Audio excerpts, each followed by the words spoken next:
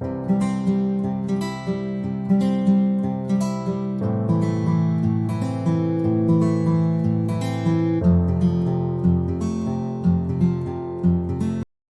very good evening. The Women in Computing of IEEE Computer Society Kerala chapter is back again with Meet the Scholar series. For this episode, we have with us Ms. Sudhi Avasti, who was a GHC scholar for the year 2020. She is currently a software engineering intern at American Express and one of the few student scholars from India who received the scholarship. We are really honored to have you here with us today. Welcome, Sudhi. Thank you. Thank you for inviting me for this. I'm really looking forward to the whole conversation. Okay, cool. So, before we begin, could you please tell us a bit more about yourself? Yeah. So, hi everyone. My name is Sudhi Avasti, and I am in final year at KNIT Sultanpur. For those who don't know, it is a college in Uttar Pradesh, and currently I'm interning at American Express as a software engineer intern. And yeah, my hobbies are I love teaching, and I like listening to music a lot. So I'm addicted to that. Yeah. That's so nice. Okay, so moving on to today's agenda. First of all, let us break the difference between GHC and GHCI. A lot of Yeah. people usually get confused about them both, and since you are both a GHC as well as Yeah. GHCI scholar of 2020, I believe you'd be the right person to help us here. So, over to you, Sudhi. Yeah. The very first thing is that GHC stands for Grace Hopper Celebration, and GHCI stands for Grace Hopper Celebration India. One is like world's largest that happens in the US, which is GHC, and the other is GHCI that is Asia's largest, which happens in Bangalore. So these are two exact same events, but they are different only in terms of regions. And this year they have also started GHC EMEA. EMEA means Europe and Middle East Asia. So now they have a chapter, like they have a new region added to that. So that's the whole difference between GHC and GHCI. Also, I would like to mention that the scholarships are available for both of them, and the eligibility criteria is different for both of them, and like they are independent, totally independent of each other. Okay, thank you for that. So, what was actually your motivation to apply for this particular scholarship? Okay. So I would like to actually point out that my aim was never to apply to the scholarship. So if I put some light on my journey from first year, it was like that in my first year, I observed a few things around me which I thought needed to change. Like girls around me were not able to pursue some things just because we were minority and we did not have seniors who could guide us in that. So I along with my friends who were doing that thing. I'm talking about competitive programming. So we decided that we will do something to solve this problem. We should become good enough to solve this problem by our second year. This is what we decided in our first year, and so so that is something which I did. Now slowly I became really active on LinkedIn in my second year as well, and I was seeing that there are so many opportunities and so many conferences, not just GHC, like there are other opportunities as well which are specially focused on women. And the main idea is that you meet so many people who have the same zeal as you, like the same passion for making this change happen, that there are so many, like so less number of girls in technology, and the reason and all these things are so common between all of us. And it is always nice to meet these people who feel that way, the same way that I feel. So one of the motivation of applying to GHC was to meet such people, because obviously who doesn't want to meet people who have the same goals and the same mentality. That is one thing. The other thing was that I also wanted to. So I had, from what I had read online about GHC, I had read that there are a lot of companies that visit the career fair that happens in GHC. So GHC has a lot of things going on parallelly. It's like any other normal conference. And one myth I would like to bust is that it's not only for women. anybody can attend that.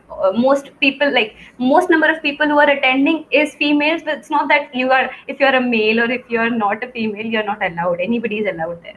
That is also one thing I wanted to point out. So my motivation was doing networking with people who are of the same passion, who have the same passion. And then the second thing was obviously trying to understand this career fair, if it can be helpful to me in some way. That was also a goal. Okay, that's great. So you said that anybody can actually attend this GHC conference, but I think the GHC scholarship is Yeah. restricted to women, right? Yes. So can you tell us more about the eligibility criteria for this particular scholarship? Okay. So just again, just to clarify, GHC is a conference and anybody can attend. Like a conference, there are a ton of different things that are happening. But the GHC scholarship is only for women, only for girls. And in this, there are two types of scholarships. One is the student scholarship. I was a student scholar, which means that whenever you are attending GHC, you should be a student. So right now, for example, I cannot apply for the GHC, which will be happening in next year. In By next year, I mean think of year as academic year. Um it will be happening in September, October 2021. I won't be a student, so I cannot apply. So this is just one thing. You should be a student. I know people who are right now in India doing their final year, and they are going to join some university in America in coming months. So they are applying for GHC, and they can apply for GHC because they will be a master's student. So that is one thing. You should be a student when you are applying and when you will be attending. And besides that, there is no other eligibility criteria. The other kind of scholarship is a boot camp scholarship. So there are people who do not take formal education in like technology, but they do some specific boot camps. They are very popular in the US because the whole scholarship is based in US only. So they also take boot camp scholars. That is the other way. But for most of us, the student scholarship is relevant. Yeah, that is the eligibility criteria. I'm just thinking if I'm missing anything. No. Yeah. Okay, so the boot camp scholarship that you're talking about, is it restricted to the US residents? I think no, but I'm not 100% sure because in India, I don't think the boot camps are that common. I don't know if people, I haven't personally met anyone who has not done a BTech or MCA, something of the similar sort, or just has done a 6 month of some boot camp and is working in tech. I haven't met someone personally. Okay. So, but I think maybe I don't think it would be a problem if it is. If you are from India and you have done a boot camp thing, it shouldn't be the problem. It shouldn't be a problem. Okay, that makes sense. So moving on to the application procedure, what are the documents that we have to prepare and the drafts to be prepared for the Yeah. GHC So scholarship? one thing I want to point out. So there are a lot of things which you have to show to them. One thing, if you are a student in India, once again, I mentioned that somebody who is going to join a university in the US, they're also applying, but they will apply and they will say that they are domestic. By domestic, they mean that they study in the US or they will be studying in the US when this conference will be happening. But people who are not studying in US, when the conference will be happening, like me, when GHC happened, I was studying in India. So I have to mark international, not domestic. International doesn't mean that, because actually this confusion arises a lot because the people in the US who are on like who are on visa, students like us who go there to study, call themselves international. But in the GHC application process, they have to call themselves domestic, because here domestic and international mean where your college is. Simple. Yeah, that is about this. And other than that, you have to give all your transcripts. So and not official transcripts, unofficial transcripts also work. So I just clicked all the screenshots of all my results from my college website and put them in a PDF, and that's what I used. And you have to tell them your CGPA. You have to give. I think there's a college ID also, because to prove that you are a student of that college. And then there are just other questions like essay questions. There's no paper work other than these two, as far as I can remember. Okay, so which part of the application did you find most challenging, and how do you suggest we approach it? The most challenging is obviously writing the two essays. Uh, it is very difficult because the reason why I'm saying it is very difficult is because the question is very it's a very wide question. You can add anything in that. So the first question this year also it's the same because I have reviewed some of the answers for some people. So the questions are the same. The first question is that why do you think why do you want to attend GHC and what will be the impact of such kind of celebration on you? This is one thing. And the second question is yeah, tell us how you would share this experience with your community of attending GHC. So it's like one, what about you, and the second, what you can take back for your community with this experience. So it's not easy to express whatever you feel in word limit. So you have to tell everything in 200 words, and it was really difficult for me. I remember how I wrote this answer. So I had a clear. So one thing you have to understand is what they're looking for. They are looking for people who uh, if and when they faced a problem, how they reacted to it, how they uplifted not only themselves but also the people around them, uh, uh, and that they face that problem with like very with what should I say? I'm not able to find the right word. Like they did not get discouraged. They fought with the whole challenge and then came out of it successfully or not doesn't really matter much. But yeah, they tried. So this is the whole thing which they are looking for in students. So that is so I what I did was I tried to relate my whole story with what they were looking for and matching these two things together. So it sounds really fancy, but it is difficult to do because there are two types, like two types of problem. Either you have a lot to say, or you don't have anything to say. Like these are the most difficult cases I have people I have met. So if somebody is in their first year right now, obviously they must like they have not done a lot of things, and it's okay. So that in that time also it's difficult to answer this thing, but obviously they can mention. In that case, they can obviously mention about things that happened in their school time. It's fine to mention all that. So yeah, and when you have a lot of things to mention, then again also. It's a problem, like what should I write, what can I skip, how can I convey the same message in lesser number of words. So these were the main challenges, and if I have to suggest how you should go about it, you should write a list of things and what how you face that thing, and then after you make a list, just write everything in a form of a story. It's not a questionnaire. You have to just tell the other person what your story is.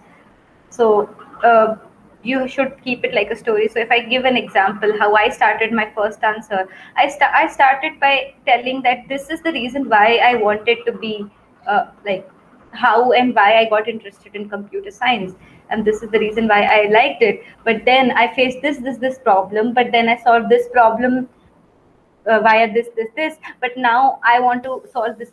But then then I saw that this problem is a even bigger problem. I'm not the only one person who is facing it, so I did this thing to solve this for many people around me.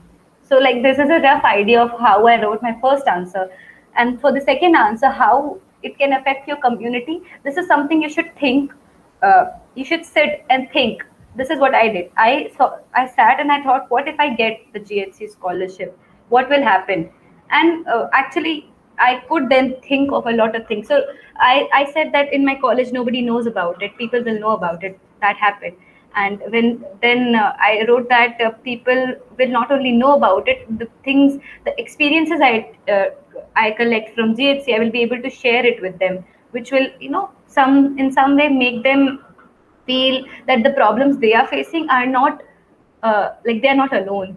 Everybody is facing the similar kind of problems. So these are the two. Like I can talk a lot about all this, but it's yeah, Yeah, I understand. yeah. I'm just being curious. How long did it take for you to write those essay questions? Okay, I remember that I had allotted 1 hour of time daily to do this, and then I did it in around, I think, 20 days. I did 1 hour every day, and at Wow. the end, when I had initially I wrote my story. It was I remember it was 600 words. I had to make it 200 words. Then I thought, what can I remove? What are the things that if are not here, I can skip them. I skipped those things, but then I wrote them separately because I'll tell you why. And then the remaining things, then I thought, how can I make the sentence shorter? And one thing I have noticed when I am reviewing people, it is not about using difficult words. Like, people who are reading your answers are just people like you. They're not English literature professors. So it's there is no need to use heavy words. It's just it has to be simple English which anybody can understand. So yeah, that is one thing. And yeah, that is the amount of time I took. Thank you so much for that. So we also have to prepare a resume for this Yeah. scholarship, right? So how did you prepare yours, and do you have any tips to give our students so that they can prepare theirs? Yeah. So unlike the resume which we use for jobs and all, we are always told that we should use only a one-page resume for jobs, because obviously recruiters don't have too much time to see a two-page resume. That's the common advice. But in this case, it's not that. They're not the people who are going to read your resume are going to give more time than an average recruiter. So you can make a two-page resume, which I did, and I made sure that I so there are some things which might not be relevant for a job but are relevant for this. For example, I mentioned all the work that I had done in terms of like my roles in the cultural festivals of my college. Like, I went. This was a position of responsibility. This in my job, well, the job resume, I don't have all these written because there is no space and I have to put it in one page.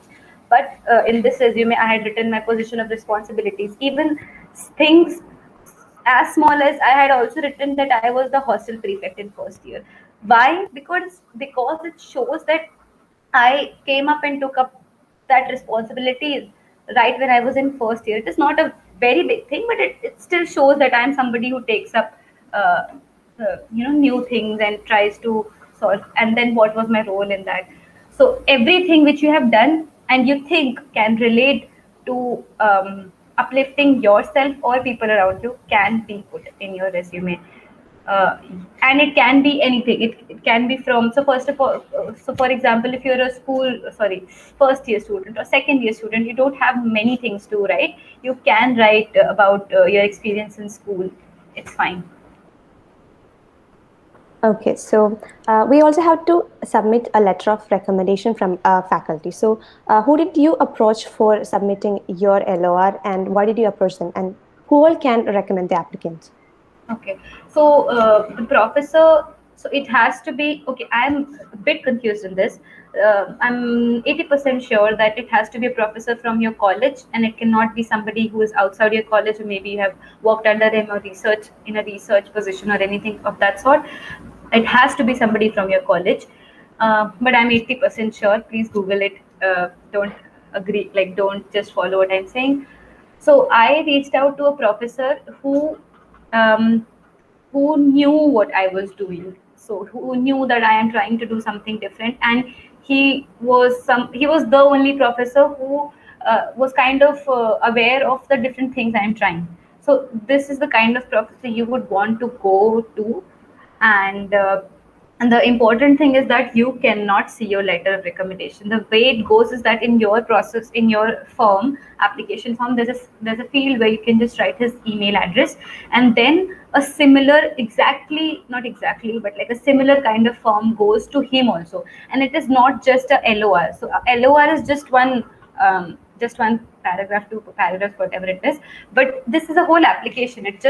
It doesn't have only these. It's almost similar to this one, the applicant's form. It has things like, oh, so this is what my professor told me. He could not, so it was not allowed to disclose the answers, but he gave me an idea of what the questions were. So it was like on a scale of 1 to 5, what how would you rate your student in terms of taking initiative? Is so, and one was she's a leader, second was she's a part of the core group, third was she's there but not that active, sub in this way. So this is the type of question, and there were also two questions for him, so it's almost equal work for your professor also. And then one thing which I mentioned earlier, that the things which I skipped from my application, and I told him that these are the things I have not written and I want you to put. Uh, so this is like strategic Yeah, also, that right. you want everything to be told, but you cannot write it uh, in your own answers. You tell your professor that these are the things I have highlighted these in my answers, and I want you to highlight these parts of my work in your answers. Okay. So having submitted your application, what comes next? What are the next steps of or procedures? Okay, so this is just a one-time process. There is nothing after. There is no interview. The only way they judge you, yeah, for the lack of a better word, is they see your resume and your answers and the whole application, and then you directly get a mail if you're selected or rejected. But the time gap is a lot. I submitted in March and I got them, I think, in June. In June, yeah, 10th June, I guess. Yeah. So it takes time, and there is nothing in between. So that's this only a Okay. one-step process. So how did you feel when you received the scholarship? I was jumping. So, but there was one thing that happened in between, that, like, before getting this mail, we also got a mail in between that because of the whole pandemic situation, GHC will be virtual. So I was like, matlab, even if I get it, it's going to be virtual. And okay, this is weird, but I had this feeling from inside that I would get it, because because I had done my best in the answers and everything. So I had this feeling that I would get it. But obviously, when I got it, I was very, very, very happy, because it was actually one of the first achievements, which were of a good value, which I had in my resume. So I was very happy when I got it. Yeah, your happiness even radiates to me right now. So, Yeah. okay. So, are you a person who is very active in college clubs doing extracurricular activities also? Yeah, I used to be. I When I say I used to be, I mean, in the first and second year I was active, but then after the starting third year, I was more active in extracurriculars only, but it was not in my college. So I got active in with Coach Chef to work in their women in competitive program. So that thing also took my time. And then there are some other online communities where I try to help in my way, like in whatever way I can, and be active. So in that way, I was not active in college from third year. There was just one. There's just one or two clubs which I like. So one is for teaching, and the other is for competitive programming, where I was comparatively more active. But yeah, extracurricular, I was active only in first year. Do you think these activities actually helped you in bagging the scholarship? Uh, Maybe, I'm not sure. So I think it's not just one thing, but it does add. So if, for example, I think the way I was able to express myself and write my answers, the way, I mean, it adds to your personality. These things like cultural, talking to people, talking to new people, and all the cultural activities that happen in any college, they surely help you in a certain way. They open you up. So they did have a effect on my personality, but I'm not sure if I can say that they did exactly like have an effect on my application or not, because I don't remember if I mentioned these things in my resume. Okay, cool. So I see that you are interested in competitive programming. So do you have any tips for students who are actually, they like to get into competitive programming? Actually, I would say right now I'm not a competitive programmer. I was very active in first, second year, and then like my focus kind of shifted after third year. So still, I think I can give pretty good tips to beginners, at least, who want to start. So for them, I can say that. You should, there are so many resources. Just pick one resource and do it for fun. Don't do it because you want to get placement from it. It's not required to be a pro at competitive programming to get jobs. It is supposed to be played for fun. So if you don't like it, it's fine. There is no need to like it, or there's no need to just do it for the sake of jobs. And if you really like it, you will just have a question in your mind all the time in the day. And also, don't look for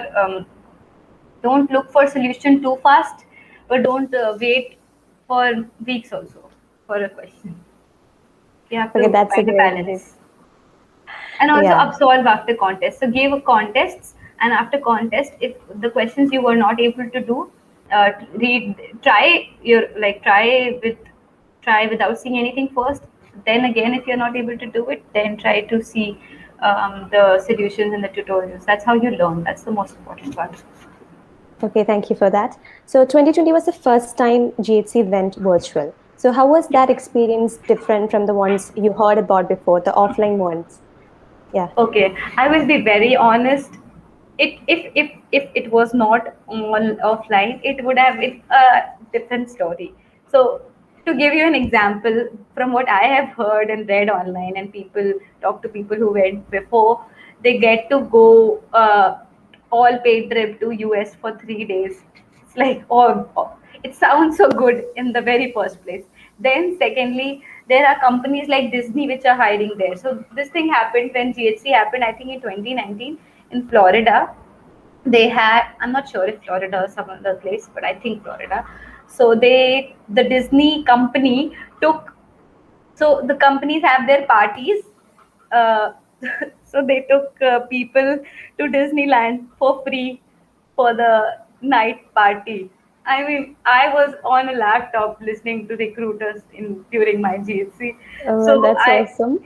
yeah, that is so good. And this is one example. There are multiple companies, and the vibe is totally different. Like, it's impossible to just feel that from home, but they tried their best that the at least, if we cannot have that much fun, but we can still, the main motive behind it, the talks and all these things, there were some plus points as well. So I've heard that in normal GHCs where it's on offline, a lot of time for people goes in rushing from one place to other. So you have one talk in this hall, then that finishes, them to run to another place because it's a big place, because a lot of things are happening parallelly. When you're on your laptop, it's the tab, and then this second thing happens, second section you're attending. Yeah, but I'd still run and go Yeah. to Disney or. Okay, cool. So did it also have the career fairs like the offline versions? Yes, it had the career fair, but one thing which I experienced that, so right from the time when I got the GHC scholarship, I got really active in trying to understand if there will be any opportunities to get employment from GHC career fair. But the point is that for international students, again, international means who are not studying in the US, the number of companies which are there to hire you is very less, very less, like maybe 4 5. That too is like Google, Facebook, and these bigger companies, and it's not easy to get a slot with them because uh, slots come and they go, like it's almost like a same event. So you cannot book a slot with them so easily, and also the career fair could not happen that smoothly in the online version of it. It did. So there were meetings which were pre-booked, so it was not actually real. No, in a real career fair, you can go up and talk to any recruiter, any company. And I was reading, so I'm a big yeah, fan is the right word. I really like the book CLRS, which is called The Bible of Algorithms. I really like that book. And in 2018, Thomas Coleman was there at GHC. So if if it happened this time, we could, at least get a selfie with him. Yeah, hopefully this year they might bring all the necessary changes to accommodate everyone's wishes. Yeah, but still, they did serve the main purpose of it. The fun was a bit less, and also, yeah, I got a lot of free swags, which were free swags a lot in the offline version. But just to compensate, I did get 2 3 free T-shirts and different things like from different companies. You just have to register that I want it, and then you put your address. So they did send me just one T-shirt from USA. I was thinking that the cost of the T-shirt would be lesser than the cost of sending it. Oh my, that's really funny. Okay. Yeah. So, what are actually your takeaways from attending the conference? Okay. The takeaway is that if you are getting the opportunity, please attend it. You meet so many awesome people. You build a very great network of people, and then the same point again. They're all equally passionate about uh, this women in technology thing, and it's just it's awesome. It is one of the best, even if it was offline, sorry, online. For me, the kind of people that I've met, I'm still in touch with them. And if I need any help, there is a GHC group. There, it is on Slack, it is on WhatsApp. I can reach out for anything. So it's great to be be a part of it.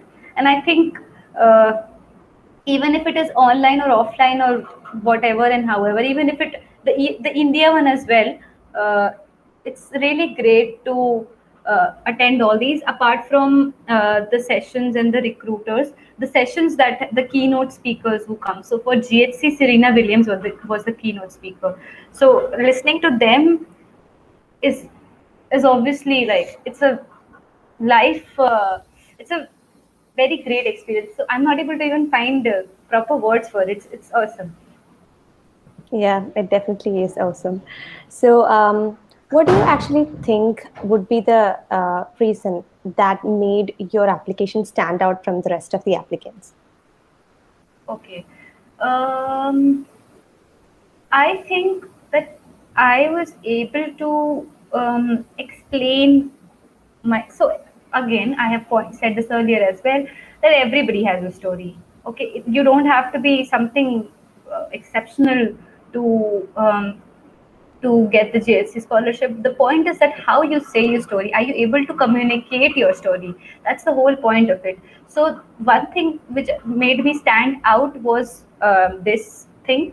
And apart from that, if you see my resume or you see my experience, there has been something or the other that is constantly going on for uplifting people around me.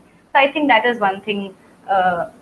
Whether that it could be like women in competitive programming, or the thing that I started in my own college, or or the online other communities where I try to help. So all these things just added up in my case, and it showed that I am really like actually passionate about. And one thing you cannot, uh, if you are not somebody of this sort, there is no need to fake it in your answers. Like because I am reading reviews, I know. So I know the person, I know their background, they're sending me their answers, which is not true. So there's no need to do that. Be honest and write your story. Just try to think of the points, try to relate their points to your story. You will find there's no need to fake it, because they will make out if you have done that. Okay, so finally, to the applicants who are actually watching this interview Hmm. to prepare their application, what's your final tip of or advice that you have to give them? There is one blog by Nikita Malia. She was also a scholar right before the year I was, I think, or maybe 2018, and she has written this blog. It's called Dreamers to Doers, a guide to GHC. It's a 3-part blog. If you read it properly, if you've seen this, you can write the answer and get Okay, we will it. try to attach it in the link Yeah, in the yeah, description. it's a very nice resource. And apart from that, you just be honest whenever you're writing. After, like, once you think that it's fine, like you're done from your side, send it to 2 or 3 friends just for like the grammar check. And and just send it to a random friend, and just um, ask them what they think about it. So that way you will come to know that whatever you wanted to convey, is it conveyed or not. Okay, cool. Yeah. So that actually marks the end of our interview. Thank you so much for joining us today. And I believe that you gave us a lot of information on how to approach GHC. And I personally found it very helpful. And I believe this will be a great help to the people who are watching it too. So wishing you all the best for your future. Thank you. Thank you.